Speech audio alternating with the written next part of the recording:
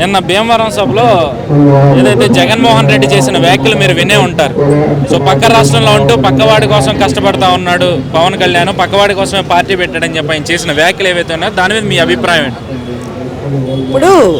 ఇప్పుడు వైసీపీ ప్రభుత్వంలో ప్రతి వైఫల్యానికి కారణము జనసేన అధ్యక్షులు పవన్ కళ్యాణ్ గారు చేసుకున్న 3 పెళ్లిళ్ళు అన్నట్లుగా అతను చెప్పుకోవడం అన్నది అసలు అది చాలా అన్యాయంగా మాట్లాడుతున్నారు. అతను దుష్ప్రచారాలు చేస్తున్నారు.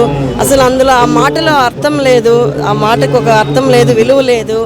ప్రభుత్వ వైఫల్యాల గురించి, ప్రభుత్వ వైఖరి గురించి, ప్రజల పట్ల చేస్తున్న అన్యాయాలు, దుర్మార్గాల గురించి మాట్లాడుతుంటే అందరూ వాళ్ళ బాధలు కన్నీళ్లు మర్చిపోయి ఎంతసేపు మా జనసేన అధ్యక్షులు పవన్ కళ్యాణ్ గారి 3 పెళ్లిళ్ళ గురించి మాట్లాడుతుంటారంటేనే వారి యొక్క కుసంస్కారం ఏంటన్నది అర్థమైపోతుంది. దుష్ట చతుష్టయం దత్తపుత్రుడు అంటూ కూడా పదే వ్యాఖ్యానించడం. నిన్న ఏదైతే విద్యా దీవెన సభలో పిల్లలు ఉంటారు, పెద్దలు ఆ మహిళలు ఉంటారు, ఆ సభలో మళ్ళీ గతంలో ఏదైతే పిల్లల సభలో పెళ్ళిళ్ళ గురించి మాట్లాడో మళ్ళీ నిన్న పిల్లల సభల్లోనే ఆయన పెళ్ళిళ్ళ గురించి మాట్లాడడం అనేది ఒక ముఖ్యమంత్రికి ఉండాల్సిన హుందాతనం అని అంటారు. అది ఒకవైపు అంగన్వాడీ వ్యవస్థ, మొన్న పారిశుద్ధ కార్మికుల వ్యవస్థ, తర్వాత వాలంటరీ వ్యవస్థ, అందరూ బయట రోడ్లలో బైఠాయించి వాళ్ళు అక్కడ ఒకవైపు సమ్మెలు చేస్తూ ఉంటే ఆ సమస్యల గురించి మాట్లాడకుండా వారి కళ్ళ నీళ్ళు తుడిచి వారికి నేను ఇది చేస్తాను అని చెప్పకుండా అతను ఎంతసేపు పడి ఏడవడం తప్ప మా పవన్ కళ్యాణ్ గారి పైన వేరే ఏమి లేదు. ఎందుకంటే అతని దగ్గర ఆన్సర్ లేదు.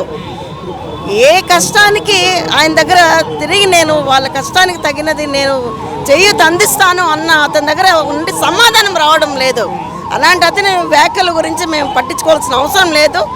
ఆ తర్వాత దుష్టులే మంచి వాళ్ళ గురించి అలా మాట్లాడతారండి. ఎంతసేపు వాళ్ళు మంచి వాళ్ళ గురించి, సన్మార్గం చేసే వాళ్ళ గురించే మాట్లాడుతుంటారు.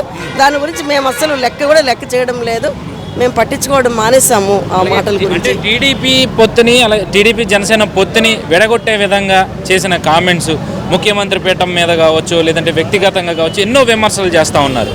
గ్రౌండ్ లెవెల్లో జనసేన టీడీపీ కార్యకర్తల కలయిక ఎట్లా ఉందంటారు మేడం? చాలా చక్కగా ఉందండి. ఇప్పుడు ఒక కుటుంబంలోనే చిన్న అపార్థాలు, చిన్న భావోద్వేగాలు వస్తుంటాయి, పోతుంటాయి. మళ్ళీ కలుపుకొని వెళ్ళిపోతుంటాం.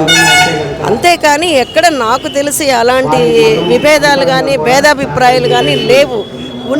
మేము చక్కదిద్దుకొని ముందుకు వెళ్ళగలిగేంత ఐక్యతా భావం మాలో ఉంది, 2 పార్టీలకి ఉంది. అంటే లోకేష్ గారు ఈ మధ్య ఏదైతే ఒక ఇంటర్వ్యూలో చెప్పారు, జనసేన టీడీపీ కూటమి 160 స్థానాల్లో గెలవబోతా ఉంది, అలా గెలిస్తేనే రాష్ట్రానికి పెట్టుబడులు వస్తాయి అని చెప్పి. సో నిజంగా గ్రౌండ్ లెవెల్లో అలాంటి పరిస్థితి ఉందంటారా? 160 స్థానాల్లో 2 పార్టీలు గెలిచే అవకాశం ఖచ్చితంగా ఉందండి.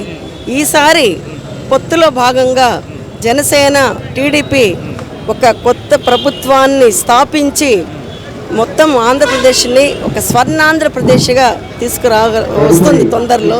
కావాలంటే మీరు ఎదురు చూడొచ్చు మీరు.